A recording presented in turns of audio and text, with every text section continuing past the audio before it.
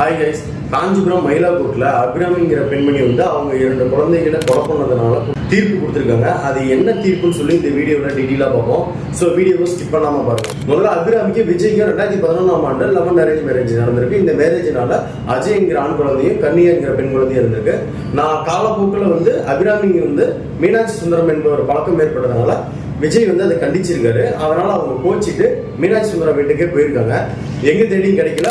அதனால அஜய்ங்கிற குழந்தை என்ன பண்ணிருக்காங்கன்னா, அம்மா வந்து அடிக்கடி ஒரு அங்கிள் வீட்டுக்கு போவாங்கன்னு சொல்லி அஜய்ங்கிற குழந்தை தான் மீனாட்சி சுந்தரத்தை, அதாவது இந்த வழக்குல A2 இருக்கிற மீனாட்சி சுந்தரத்தை வீட்டை வந்து அடையாளம் காட்டி கொடுத்துருக்கு. அபிராமி என்ன பண்ணிருக்காங்கன்னா, குழந்தைங்க இருந்தா நம்ம மீனாட்சி சுந்தரத்தோட நிம்மதியா வாழ முடியாதுன்னு சொல்லிட்டு பால்ல அதிக அளவுல மயக்க மருந்து கொடுத்து கொலை பண்ணிருக்காங்க. எப்படி கொலை பண்ணாங்கன்னு பாத்தீங்கன்னா, 30/8/2018 அன்னைக்கு நைட்டு விஜய், அதாவது தன்னுடைய கணவருக்கும் குழந்தைகளுக்கும் பால் கொடுத்துருப்பாங்க. அந்த பால்ல வந்து விஜய் சொல்லியிருப்பாரு கசப்பா இருக்கு, அதனால எனக்கு வேணாம்னு சொல்லியிருப்பாங்க. ஆனா அபிராமி என்ன சொல்லியிருப்பாங்கன்னா, இல்ல நான் சுகர் போட மறந்துட்டேன், சுகர் போட்டு தரேன், அதுக்கப்புறம் குடிங்கன்னு சொல்லியிருப்பாங்க. இல்ல எனக்கு பாலே வேணாம்னு சொல்லிட்டு விஜய் போய் தூங்க போயிடுவாரு. தூங்கினதுக்கு அப்புறம் மறுநாள் 31/8/2018 அன்னைக்கு மதியம் 12 மணி போலதான் அவசர அவசரமா எழுந்து ஆபீஸ் போறாரு. ஆபீஸ் போறதுக்கு முன்னாடி குழந்தைகளுக்கு எப்பயுமே முத்தம் கொடுத்துட்டு தான் போவாரு. அன்னைக்கும் பார்த்து முத்தம் கொடுக்க கர்ணிகா பக்கத்துல போகும்போது இல்ல வேணாம், நைட்டு ஃபுல்லா குழந்தை வந்து இருமிக்கிட்டே இருந்தா, அதனால அவளை தொந்தரவு பண்ண வேணாம்னு சொல்லி அபிராமி வந்து விஜய் ஆபீஸ்க்கு அனுப்பிடுவாங்க. அதுவும் இல்லாம ஆபீஸ் அனுப்புறதுக்கு முன்னாடி இன்னைக்கு உனக்கு பிறந்த நாள், அதனால நீ நேரா எங்க அம்மா வீட்டுக்கு வந்துரு, நானும் குழந்தைகளும் அம்மா வீட்டுக்கு வந்துடும்னு சொல்லிட்டு அபிராமி வந்து விஜய் ஆபீஸ்க்கு அனுப்பி வச்சிருவாங்க. அதுக்கப்புறம் மறுநாள் 1/9/2018 அவர் விடாம அபிராமி கால் பண்ணியிருப்பாரு. ஆனா அபிராமியோட போன் நாட் ரீச்சபிளே இருந்திருக்கும். அதனால அபிராமியோட தம்பிக்கு கால் பண்ணி இந்த மாதிரி அபிராமி குழந்தை அங்க இருக்கான்னு கேட்டிருப்பாங்க. இல்லைன்னு தெரிஞ்ச உடனே அவர் சந்தேகப்பட்டு உடனே விஜயும் அபிராமியோட தம்பியும் மீனாட்சி சுந்தரம் வீட்டுக்கு போவாங்க.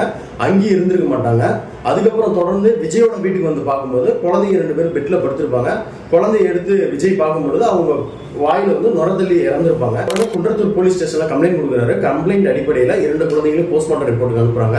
அந்த போஸ்ட்மார்ட்டம் ரிப்போர்ட்ல என்ன சொல்லியிருப்பாங்கன்னா, அஜய் வந்து லோரோசெபம்ங்கிற மருந்து அதிக அளவுல உட்கொண்டதுனால இறந்திருக்காருன்னு, கர்ணிகா வந்து ஆல்ஃப்ரசோலம்ங்கிற மருந்து அதிக அளவில் உட்கொண்டதுனால இறந்துட்டாங்கன்னு சொல்லி போஸ்ட்மார்ட்டம் ரிப்போர்ட்ல வந்துடும். குழந்தைங்க இறந்த மறுநாள் 2/9/2018 அன்னைக்கு அபிராமியும் மீனாட்சி சுந்தரத்தையும் கைது பண்றாங்க.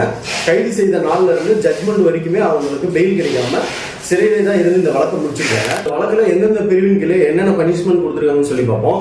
120B 302 IPC கீழே அபிராமிக்கு 3 ஆயுள் தண்டனையும் 15,000 ரூபாய் அபராதமும் கொடுத்துருக்காங்க. A2 மீனாட்சி சுந்தரத்துக்கு 109 கீழே 2 ஆயுள் தண்டனையும் 120B கீழே 1 ஆயுள் தண்டனையும் மொத்தம் 3 ஆயுள் தண்டனை 15,000 ரூபாய் அபராதமும் கொடுத்துருக்காங்க. தீர்ப்பு கொடுத்த நீதிபதி என்ன சொல்லியிருப்பாங்கன்னா, ஏற்கனவே 2 உயிர் போயிடுச்சு, அதனால கண்ணுக்கு கண் பல்லுக்கு பல்லுன்னு சொல்லி இவங்க உயிரை எடுக்க வேணாம், அதுவும் இல்லாம மரண தண்டனை கொடுக்குற அளவுக்கு இந்த வழக்கு வந்து ரேர் பிரின்சிபல் கீழே வரலன்னு சொல்லி சாகு முறை ஆயுள் தண்டனை கொடுத்துருப்பாங்க. இந்த தீர்ப்பு பத்தி நீங்க என்ன நினைக்கிறீங்கன்னு சொல்லி கமெண்ட்ல சொல்லுங்க. என்னோட ஒப்பீனியன் என்னன்னா, ஹஸ்பண்ட் அண்ட் ஒய்ஃபுக்குள்ள வாழ விருப்பம் இல்லைன்னா டிவோர்ஸ் வாங்கி விலகி இருக்கலாம். அப்படி டிவோர்ஸ் வாங்கியிருந்தாங்கன்னா அந்த 2 குழந்தைகளும் உயிரோட வந்திருக்கும். இன்னைக்கு இவங்க 2 பேருமே சிறைக்கு போயிருக்க வேண்டிய அவசியம் இருந்திருக்காது. இதுதான் என்னோட ஒப்பீனியன். உங்களோட ஒப்பீனியன் என்னன்னு சொல்லி கமெண்ட்ல சொல்லுங்க, நான் தெரிஞ்சுக்கிறேன்.